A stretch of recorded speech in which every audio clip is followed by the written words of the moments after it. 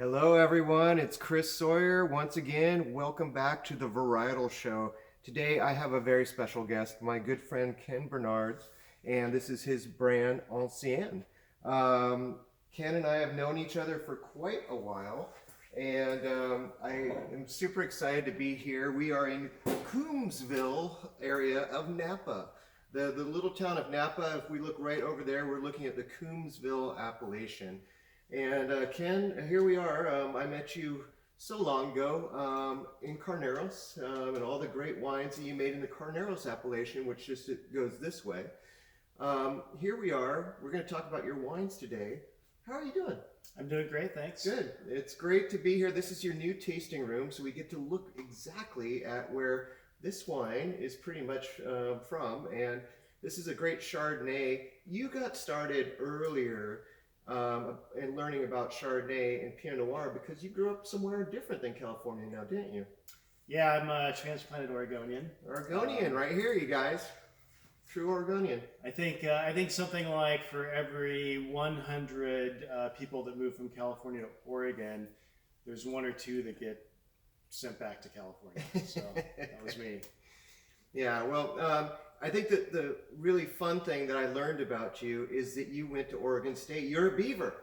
That's correct. And Thanks for getting that right. Yeah, and the fact is that Oregon State University is very important to all of us that love wine, especially Chardonnay and Pinot Noir. And it's because in Oregon, the Oregon producers up there, there weren't very many back in the old days, in the early 80s, late 70s, early 80s. That is the school that they picked to become the wine center and to actually start a program there. And because of that, we have these clones called the Dijon clones, and they all came through Oregon State University. That's correct. Isn't that crazy? So here to the Beavers. Ching! So, you got started there. What brought you down here to California? Really, it was opportunity. At the time that I was going to college, and even before that, when I first became aware of the wine industry in Oregon, everything was so small. It was mom and pop shops, and so you basically had owner winemakers, and the next level below that was a cellar guy, and nothing wrong with cellar guys because those are the guys that really make the wine. But I had a student loan to pay for, and an opportunity knocked in California that wasn't necessarily there in Oregon at the time. Yeah. Well, we're glad that you came because really, you and I getting to know each other was through the Carneros Wine Alliance and all the great wines that you've made out here in Carneros. But this wine that we're starting out with is kind of special. It has a lot of legacy of what was almost there before Carneros became so cool. Tell us a little bit about this vineyard that's right up there on the base of the mountain up here. Sure. As we gaze out the window, we're practically looking at this vineyard. It's the Haynes Vineyard, planted back in 1966 by the Haynes family under the tutelage of Louis Martini Sr. and later Andre Chelachev. So there's really some great California history there. This was planted to the Old Wente selection of Chardonnay. This is a very unique and relatively lesser planted clone of Chardonnay. Very, very small berries, very particular, grown in this really incredible white volcanic ash there in the caldera that is Coombsville. Yeah, fantastic. I mean, I love the depth of this wine. I mean, it's got great acidity. This is a special area here too. It's because the wind comes in through Carneros and it really branches out going directly that way where the vineyard is located over there. But the old vines, I mean, they weren't told about all the conditions that they're supposed to be growing in. They just were planted, and that's just what happened. And here we go, and they're still there. I mean, these are hardy vines. It's a great area, and I think you made mention of the kind of the bowl-shaped area that it's in. It's got special soils there, doesn't it? Yeah, it's essentially a collapsed caldera, so very much volcanic origin. You have both, think Pompeii, this white volcanic ash layer with lava rock and alluvial that's come over top of that. So great porosity. The vines can practically be dry farmed in this area. which is really great. Just sort of keeps the vines going all the way through the season without being too vigorous, but without being stressed either. Yeah. Well, fantastic wine. I think that it really fits what I've gotten to know you for, is that you're a great winemaker, but you're hands off. You know, you let the grapes talk for themselves. And I feel like I'm sitting there in the vineyard, close to it. I am looking at it over there, but it's really one of those great feelings that you really feel the vineyard. And you've been really good at vineyard designate wines. It's important to you, isn't it? Absolutely. I mean, to me, and it was really an early discovery in my career, was just how much the soil of the place dictates what makes a wine, to the extreme. So as I embarked on my career, it became kind of a quest to find those special areas, and really not a contest over what the best location is, but to find those special areas throughout California. And later bring in, my roots going back to Oregon, but finding those special spots that really lend the flavors of the site into the wine. Absolutely, that's great. Love this wine, as always. And I know that you do a few more from here, and we'll talk about those at another point, because we're going to go on a journey now through your Pinot Noir program. So we talked about him being from Oregon, Oregonian, played soccer up there, like I played down in Russian River, and we never crossed paths. We never got to play each other. Oh well, we just drink wines together. But Pinot Noir has been a very important thing for you. David Lett, one of the gods of Pinot Noir. For those of you that do not know David Lett, he was a man that went against what UC Davis said, where I went to school, and said, you can't grow grapes up in Oregon. It's not going to work, especially in the top part of Oregon, because it's very cool climate conditions. He said, I'm going to try it anyways, and he did it. And he was the right guy to send up there, and he did a fantastic job. You know, you were inspired by this man, weren't you? Absolutely. You know, my background in wine in general, there really wasn't a tradition of wine in my family. And when I was growing up, the wine industry in Oregon was so new. Really, there was no track record. David Lett was one of the pioneers. I had a good friend in high school whose father was one of the early winemakers, and that was my earliest exposure to wine. As I went on to Oregon State University, studying chemistry with an emphasis on flavor chemistry, mind you, I got to know David Lett, and I became kind of a sponge, just listening to everything he had to say, the wisdom that he imparted, and that ultimately drove me into my chosen career. Yeah, that's amazing. What a mentor he was. I mean, and I think this is a very important thing too about that industry up there that was started very slow. Had these great people. They always met at Tigard fire station, firehouse. I mean, sounds weird, like people that, why do you know Tigard? Who cares about Tigard? That firehouse is where all these vintners would meet, and they'd discuss what to do next. They'd get free wire because now cover crops from beans are not in vogue, so we get free wire here. But they also got to taste each other's wines and give good feedback, and David Lett was the leader of that group. Pretty amazing. And that sharing of information, that camaraderie, I think, which still exists today, especially particularly in the world of Pinot Noir, I think is so important in terms of how dramatic the improvement has been in New World Pinot, and our ability to find all these special locations throughout Oregon, California that excel. So speaking of which, we have the Shea Vineyard here, which is, if you know Oregon wines, you know the Shea Vineyard. A lot of people source fruit from this vineyard. It's a very famous vineyard. It's open to interpretation. This is a great thing about it. And so when we talk about clones and sites within vineyards, they're blocks within vineyards. What's this one all about? So yeah, I mean, first of all, it took me 3 years just to get Dick to sell me Pinot Noir, because his fruit was so in demand. So this took a while, and for me, it represented going back to my roots. And to go all the way back, I really wanted to work with some of the original clones that David Lett worked with when he when he started his project up in Oregon around the same time this Haynes Vineyard was planted. So this comes from an old block of Wadensville clone. So one of the originals, Pommard and Wadensville being kind of the pioneering two clones. Wadensville for me represents a little bit more of the elegant, ethereal, perfumed version of the two clones, although that's overlaid on that really structured, earthy, dense, grippy terroir that is Shea Vineyard. Yeah, very, very unique vineyard, and Wadensville to me is such a special one. It's actually a Swiss clone, a Swiss selection originally, and when they originally planted a lot of those vineyards up there, it was 1A, not 2A. And that's a really interesting thing. So no one even knows anything about 1A because that's the original Wadensville that came over from Switzerland. The other one that we have a little bit of out here in Carneros is Mariafeld, which is clone 23, which is a very interesting one too, but they're both Swiss. So if you like Swiss chocolate and you like Swiss cheeses and all that stuff, you should drink more of this.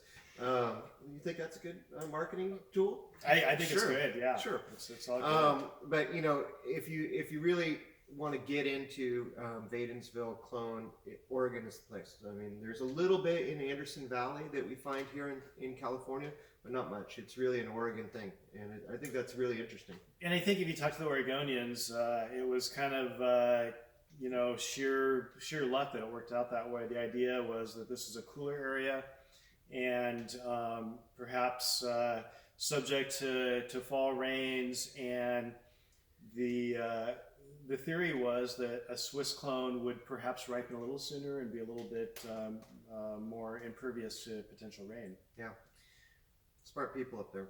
They had no choices, actually. They had to do what they had to do, and thank God for David Lett and David Adelsheim and the Sokol Blauser family and all of these great people, the Campbells from Elk Cove, and all these great people up there that kind of established what Oregon is today. Let's give some credit to the Ponzis too, of course. Dick Ponzi will always tell you, I speak to every governor that there is in Oregon knows Dick Ponzi. Do not doubt that, you guys. So great wine here. Just the nose is beautiful, deep, dark, rich. It smells like, let's taste it.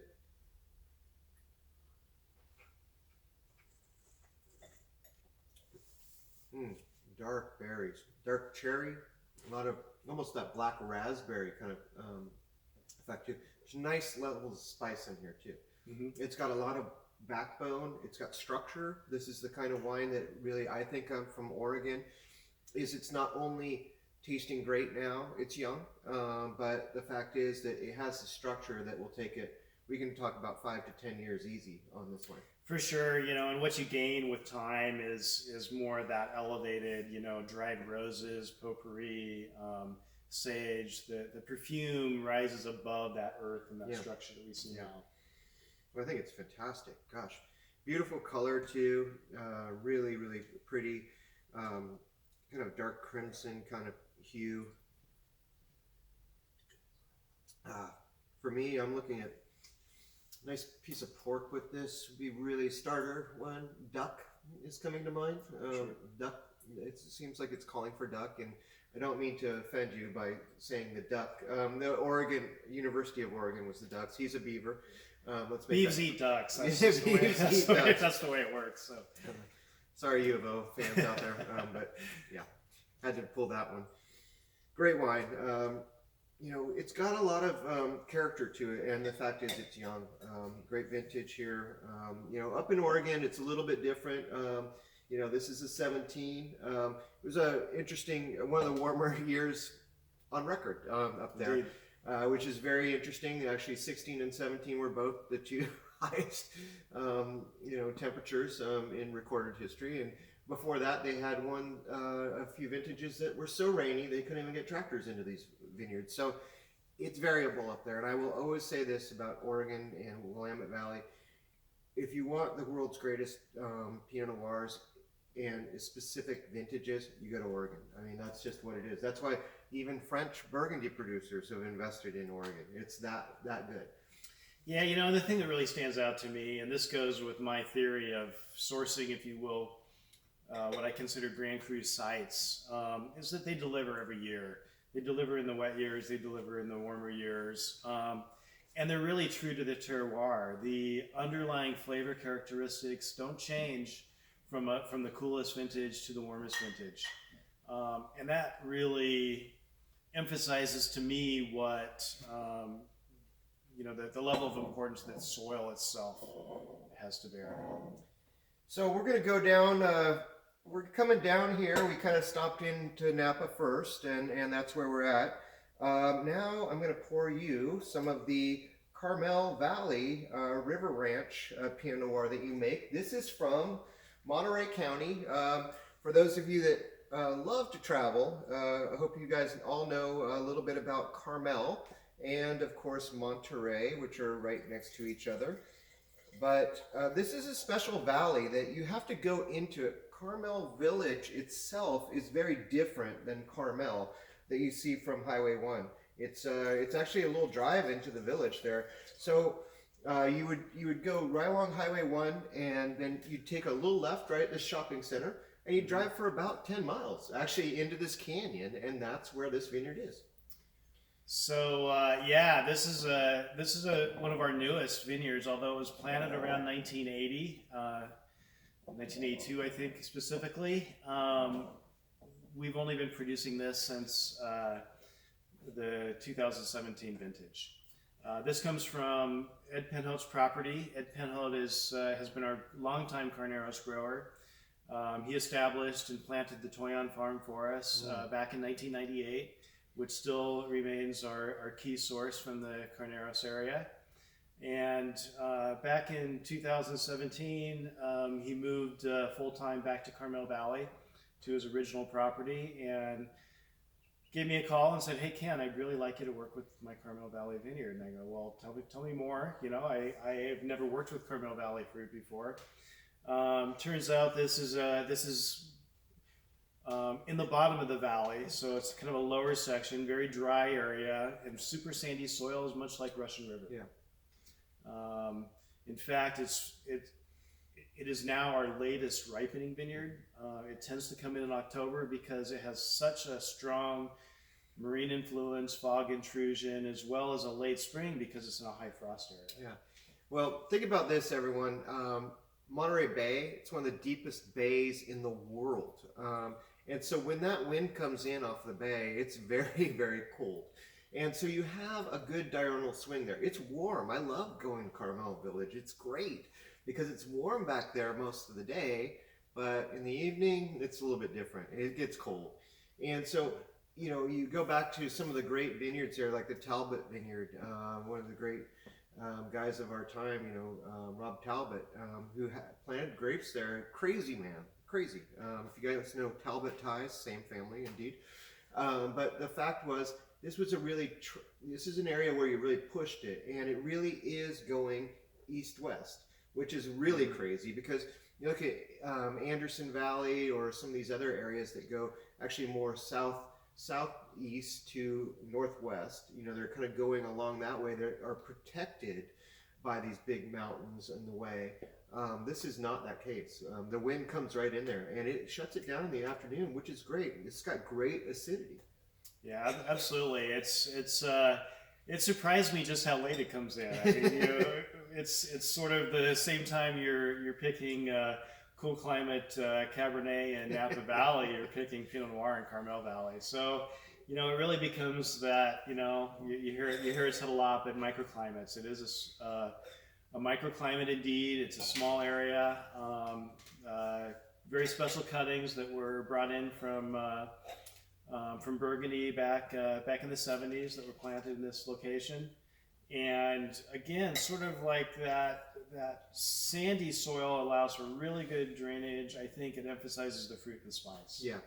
And you made a mention of Pizzoni and this little clone and the connection here. The rumor is that this was the source for the Pizzoni vineyard that was planted after this vineyard was planted. Wow. So if you guys know Pinots and you know Pizzoni, here's a little connection right here inside this glass. I mean, what I love about it is it's so elegant. It's very refined, great acid. Not the structure that the Oregon one had. The big Oregon one, that's why we're talking about duck and gamey meats and things like that are bigger. This is what I'd be having with salmon. This is I could even have this with one of those kind of bigger kinds of sushis that needs that precision, and it really has it. I mean, this is like a really unique vineyard. And I think that the Toyon vineyard here is what you kind of introduced me to with your brand. You've always had a designate from that, and that's how I got to know it. But this is the same owner that owns this vineyard too, down in Carmel Valley. Completely different flavor profile. Yeah. And, and I like it equally as well. Again, it's not a contest. It's more like just an enjoyment on the diversity here. And, when I think of structure, I look for clay soils. But if I want elegance, I look for sandy soils. Absolutely. Or maybe shale. So talking about adventures and driving down the road on the West Coast, we're now going to Santa Barbara County, which is great. And this is an amazing vineyard called the Fiddlestick Vineyard. And this is the great Kathy Joseph. If any of you guys know the Fiddlestick Wines, Kathy Joseph is an amazing UC Davis graduate, fellow graduate from UC Davis, and an amazing woman. The woman can grow grapes. So, I mean, she's a great winemaker and everything, but she can grow grapes. This is a great vineyard. Tell us a little bit about this vineyard. Well, in case you haven't noticed, we're kind of looking at my bookends, because my Pinot Noirs range all the way from the Fiddlesticks, where we are now, Santa Barbara County, all the way up to northern Willamette Valley. So now we're heading down to the Santa Rita Hills. As you go further south, much as we just talked about with the Carmel Valley site, the further south you go, the more you need that marine influence. You need to be closer to the water. You need to be closer to the ocean, and we are just that at the Fiddlesticks Vineyard. That said, this gravelly, dense marine sediment, clay soils, I think really emphasize structure in Pinot Noir. Yeah. And that's, to me, the fundamental starting point with the Fiddlesticks Vineyard. And my challenge as a winemaker is always to lift and provide the aromatic interest, and use winemaking technique to bring up those aromas, because it always has the muscle underneath. Yeah, absolutely. I'm a big fan of Santa Rita Hills. This is a great appellation. There's so many great vintners and growers down there, and it's such an interesting thing, because like we were just talking about Highway 1, go down Highway 1 or 101 at this point. You would go there and you'd look over to the left, go to Solvang. Hey, have some great pastry there. And look at the Buellton sign for Anderson's Pea Soup. Of course, you've got to see that. But actually, you'd take a right. You wouldn't go that way. You wouldn't go east. You'd go right, and you'd go towards the ocean from there. And that's where Santa Rita Hills is towards the ocean. You're on your way out to Lompoc or Lompoc, however you want to call it. That little town out there. That's actually quite fun. But, it's an area there that gets that draft off the ocean before anything inside the valley does, which is the big Santa Ynez Valley, which became an appellation the same year that Carneros became an appellation in 1983. But since then, there have been 4 different appellations set up inside Santa Ynez, and this is the most coastal of them. Yeah, and literally from the time you go west from Highway 101 towards Lompoc, 10 miles can equal 10 degrees lower in temperature. It's incredibly dramatic. Yeah, quite something here. I mean, I love the texture of this. It's so fun because these 3 Pinots are so dynamically different from one another.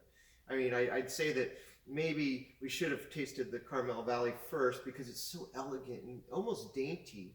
This one would be the middle one that I would put on that middle course, where we could be going for a salmon if it's got some char on it. It's got a little bit more structure to it. This is where we're going into steak and lamb and definitely duck, those bigger kinds of meat. But this one has a lot more ways of going with different things based on sauce. I think this is really something. I totally agree, and I agree with the preferred pouring order. I think this was more. This is the road trip order. Yeah, we went on the road trip order, so don't get us wrong here. We just were going because he grew up in Oregon, then we went south. But this is a fun fact: is that all three of these are distinctively different from one another, and I think that's the most important thing about this lineup and this Chardonnay too. That's so important because of not only is it have Napa Valley written all over it for Chardonnay, but it's got the winemaker's touch, which is his signature, and it's also the longevity of these vines. Chardonnay didn't become in vogue until the 80s, you guys. I mean, seriously, there were less than 10,000 acres of Chardonnay planted before 1980. And that's just in the 70s is really when it hit some stride. But by 1985, there were 50,000 acres. So this was already there. It was already there. That's the amazing thing about it. Yeah, and I think that that really goes back to the genius that was Louis Martini Sr. It's one thing to look at an existing vineyard and say, "Oh, this is a great vineyard. I'm going to plant next door." It's another thing to go seek out these locations, which Martini did back in the 50s and 60s, where there's no reference point, there's no adjacent vineyard. It's the first vineyard in the area, and yet he picked spot on some of the best locations. Absolutely, and we talk about the Martini clones still.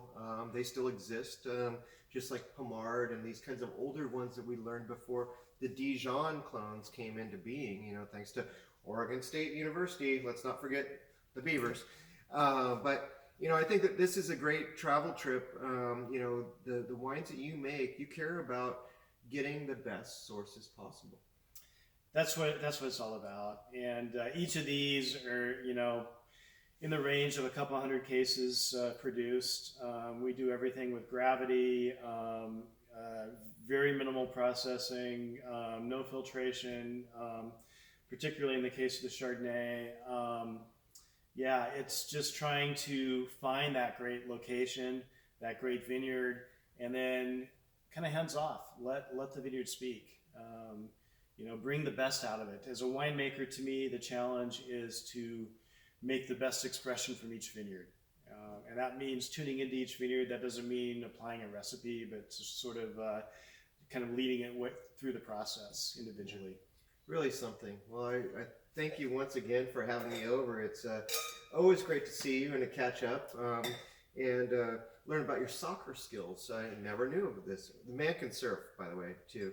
But, this is a great portfolio that I think that people that really love wine, I mean, you've got so many choices out there, but, I have a place in my heart for great boutique winemakers, and Ken is one of them.